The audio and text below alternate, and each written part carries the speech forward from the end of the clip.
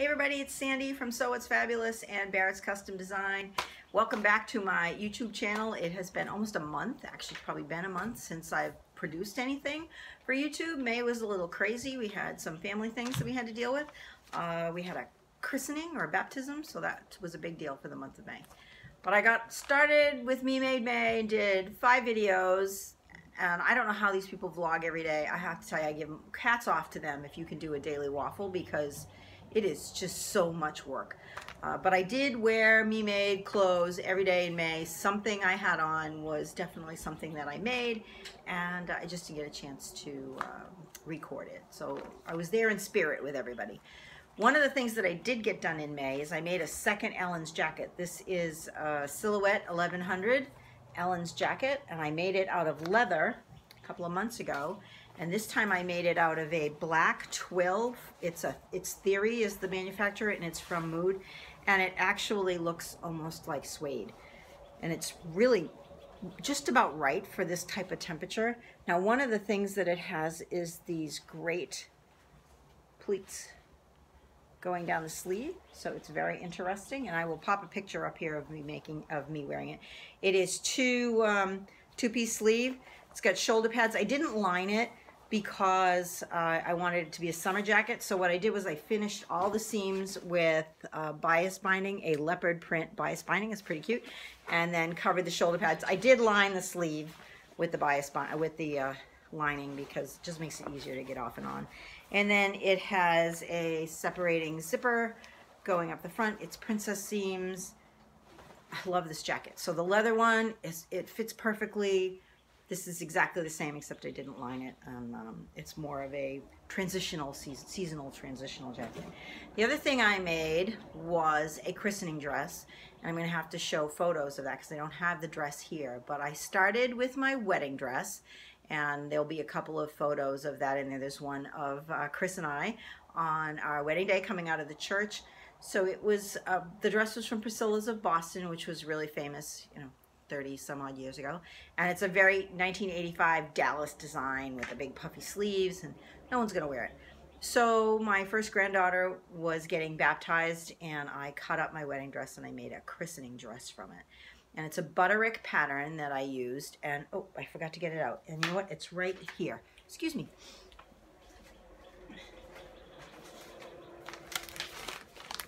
Ha! No, it's not. Okay, well, it's not there, so I will pop a picture of it in when I figure out what it is. Pretty sure it's a butterick pattern. It was adorable. It had some little pleats down the front, and I added a little lace. I took the underslip of my dress and cut it at the hem, so there's a little bit of lace ruffle around the bottom. And then the overdress I cut at the hem of my dress also, so I didn't have to hem it. And then the sleeves, I cut the sleeve cap, I cut it on the band, so the band was all done, and there's a little bit of lace, so I didn't have to finish the bottom of the sleeve either. I did put in a little piece of elastic to tighten it up a little and make it a little puffy.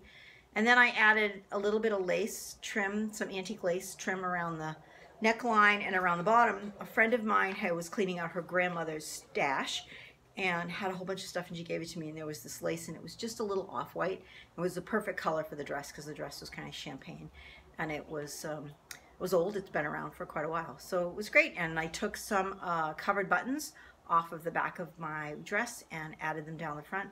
So it's absolutely adorable. She looked beautiful. I will post a picture here of her, pictures of the dress itself, and probably pictures of what's left of my wedding dress. There isn't very much.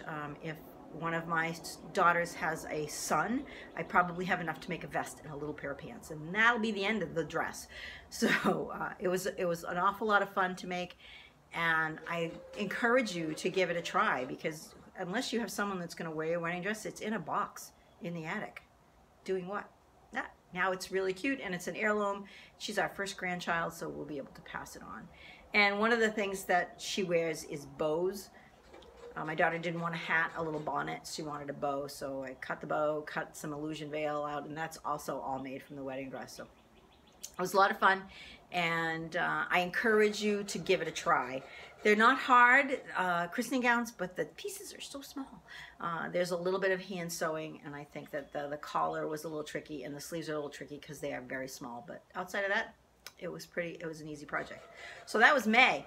Not much. I struggled to make sure that I got something made on every day, made the jacket, and made the christening gown, and that pretty much took up the whole month. So June, now I have some plans for June, and I'm working my way through those. The first thing is one of the items I wanted to make in May, which was this Lisette pattern 6260. It's a zip-up jacket with some really cute line details, and you can see that it has the lined shoulder pads and some skirts. So I've actually been videotaping cutting it and how I use the muslin from this Ellen's jacket. So I use this, because this jacket is all fit, to refit this jacket using these styles. So I'm putting that together as we speak, and this is the fabric that I'm using. It is a ginger colored kind of a stretch linen, and I probably am going to have enough to make the skirt also, and it's got this really cute trim. So I'm actually using that as the hem of the jacket. So that's also on the video, and I'll have that up probably by the middle of July once this is all done, and I can edit that. One of the other things that I'm making, so this is my Kalle shirt. This is one of the Kalle shirts that I made, and this is for the Sew My Style challenge that comes out every month, and I will put all the information for that down at the bottom. And I really love this Kalle shirt. I've made a couple of them. It has the pop-over placket on it, which is a placket that is short and it's all one piece. So I decided to make this McCall 6885, which is a shirt dress, and it also has a placket front. Now, I'd made this years ago when it first came out, and it says it's easy, but I never liked the way that the placket came out. And now, since I've made several of these Kalle shirts, I understand why. And I have to tell you, I will use this placket on this shirt every time I have to put a pop-over placket in a shirt dress. What they did was they cut the front of the shirt dress in two, big chunk out of the front, and then you put a left and a right placket on, and you end up with this pattern, you end up with a piece that's floating around in the middle that isn't attached to anything, where with this piece, the placket is all one, you attach it all, and then this down the bottom is all put together. That's not a very good explanation, but I have to say I do like the way this dress fits and everything. But here is what the inside of this placket looks like. So it's messy. There's this little piece floating around. I like the inside of my garments to be as pretty as the outside, and this one, the outside is beautiful, but the inside is a little messy. So I don't have proper pictures of this yet. It isn't finished. You can see I'm putting the binding on the sleeves, but it is pretty cute. It's a shirt dress. It's got this really wild fabric, very summery, sleeveless, so it's going to be cute. It fits really well. The placket on the inside isn't as clean and as neat as it could be.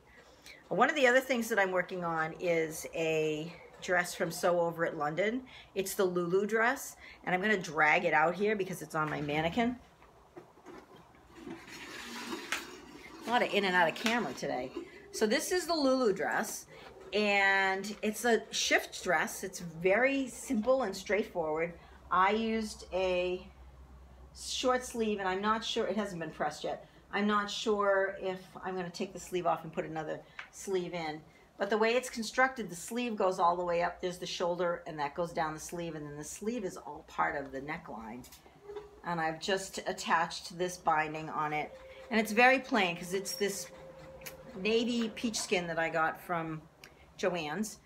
And so this ribbon, I don't know if you can see it, this ribbon came from Elliott Berman. It was actually wrapped up in the packages, wrapped up my fabric in the packages that they sent me when I had that big fabric haul not that long ago.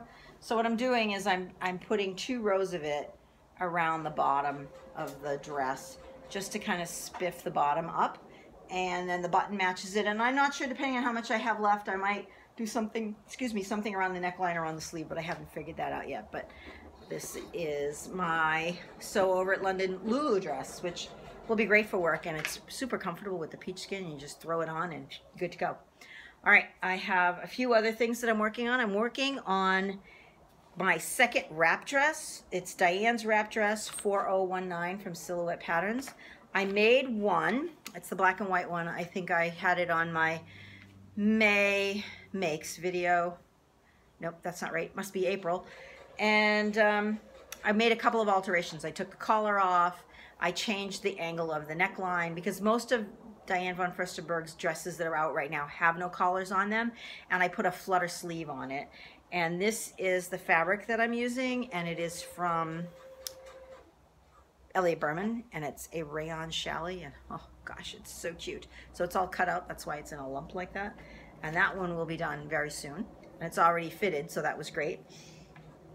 The last item that I have, or two items actually, is this Vogue pattern, which when I first saw this pattern, I thought, oh, this is the best pattern in the world.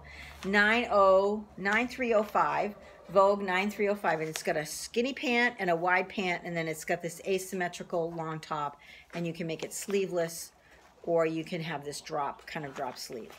So I've been looking for fabric to make this with, because you have to be cognizant of the fact that it's open in the back, so you can see the back of the fabric, and it's a woven. A lot of them, if it's printed on, it's white on the back, and it just won't look good.